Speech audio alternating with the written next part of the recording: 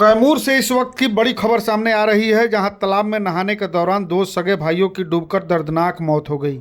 पिता की मौत पहले ही हो चुकी थी और अब दोनों बेटों के चले जाने से घर का चिराग पूरी तरह बुझ गया है।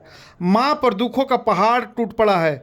घटना कैमूर जिले के भगवानपुर थाना क्षेत्र के मसई गांव की है, जहां मृतक 15 वर्षीय आशुतोष कुमार और 13 वर्षीय आदर्श कुमार स्वर्गीय संतोष सिंह उर्फ घूरा सिंह के बेटे थे। रविवार को गांव के 5 बच्चे झलखरा पहाड़ी के पास मनरेगा विभाग द्वारा खुदवाए गए तालाबों की ओर खेलने गए थे। इस दौरान आशुतोष तालाब में नहाने चला गया। गहरे पानी में फंसने पर उसका छोटा भाई आदर्श भी बचाने के लिए कूद गया, लेकिन दोनों एक दूसरे को बचाते बचाते पानी में डूब गए। ग्रामीणों ने शोर मचाने पर दोनों को तालाब से बाहर निकाला और भगवानपुर पीएचसी पहुंचाया, जहां डॉक्टरों ने उसे मृत घोषित कर दिया। सूचना मिलते ही पुलिस मौके पर पहुंची और दोनों शवों को पोस्टमार्टम के लिए भभुआ सदर अस्पताल भेज दिया। बताया जाता है कि मृतक बच्चों के पिता की मौत पहले ही वर्ष 2014 में हो चुकी थी। दोनों बेटे ही परिवार का सहारा थे। इस हादसे के बाद मां का रो रो कर बुरा हाल है। जहां मौके पर पहुंचे मोहम्मद जमा खां, अल्पसंख्यक कल्याण मंत्री बिहार, ने बताया कि यह बेहद दुखद घटना है। सरकार की ओर से मृतक परिजनों को 4-4 लाख रुपए का मुआवजा दिलाने की कार्रवाई की जाएगी।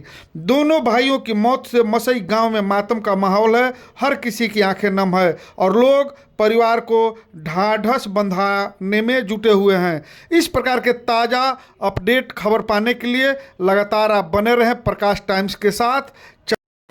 यार, बहुत ही दुखद घटना में हम सब लोग खड़े हैं और चैनपुर विधानसभा में सरैया पंचायत है, वहाँ मसही गांव है। वहीं पे दोनों बच्चे एक ही माँ बाप के हैं। दोनों तालाब था, तालाब में नहाने गए थे। दोनों बच्चों का डेथ हो गया है। इसको सुनकर पूरा जिला मर्माहत है और हमारे विधानसभा के तमाम जनप्रतिनिधि यहाँ मौजूद हैं, हम लोग भी हैं। उस मर्माहत के घड़ी में ईश्वर से खुदा से मैं प्रार्थना करते हैं, दुआ करते हैं उनके परिवार को सहने की शक्ति भी मिले और उसी में हम सब लोग खड़े हैं। दोनों बच्चे रिश्ते में क्या लगते हैं आपस में? दोनों रिश्ते आपस में सगे भाई थे, ब्रदर थे, सगे भाई थे और एक गरीब परिवार है। हम सब लोग चाहने वाले थे, हम जानकारी हुई, सब लोग पहुँचे, हम भी पहुँचे। एक पोस्टमार्टम हाउस में है, हम पोस्टमार्टम करा रहे हैं। इससे बड़ा दुख घटना कोई नहीं हो सकती। मुझे लगता है कि इस बिहार में शायद ऐसा कहीं हुआ हो। सगे भाई, सगे ब्रदर, यही परिवार को भी। बच्चों का उम्र भी कम था, 18 साल 14 साल लड़के हैं दोनों लोग और दोनों में बच्चों का जो डेथ हुआ है, ये मर्माहत है, दुख में है। सरकार की तरफ से क्या जी, सरकार की तरफ से? उनके पिताजी भी नहीं है, हमें जानकारी हुआ तो हम पहुँचे तो बाबूजी भी नहीं है।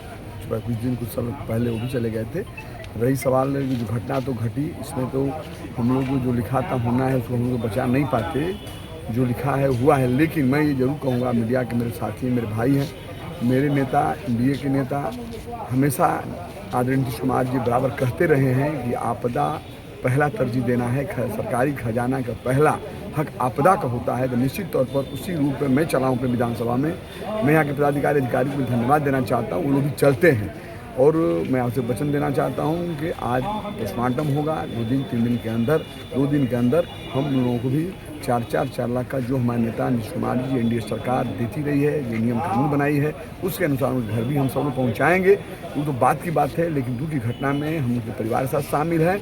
जो होना था उसमें उनको बच्चों को ला नहीं सकता हूँ। इतना जरूर है कि जो आपदा की व्यवस्था सरकार ने किया, एनडीए ने किया, जनाब नीतीश कुमार ने किए हैं, उसको मैं ज़मीन पर उतार कर 2 दिन के अंदर कर दूँ। अभी तक से कितने लोग को आपदा के तहत आप लोग? अभी तक मैं अपने विधानसभा में जब से ये जिम्मेवारी मिली है, यहाँ गरीब मजदूर मजलूम ने जो जिम्मेवारी दी, तमाम समाज के लोगों ने जिम्मेवारी दी, जिम्मेवारी के तहत आपदा का पैसा जो नेता कहते हैं सरकारी खजाना पहले आपदा का हक है, तो लगभग 250 से ज़्यादा मैंने आपदा का पैसा अपने विधानसभा में देने का काम किया है। और लेट भी नहीं करता हूँ, 2 दिन 3 दिन 4 दिन काफ़ी होता है।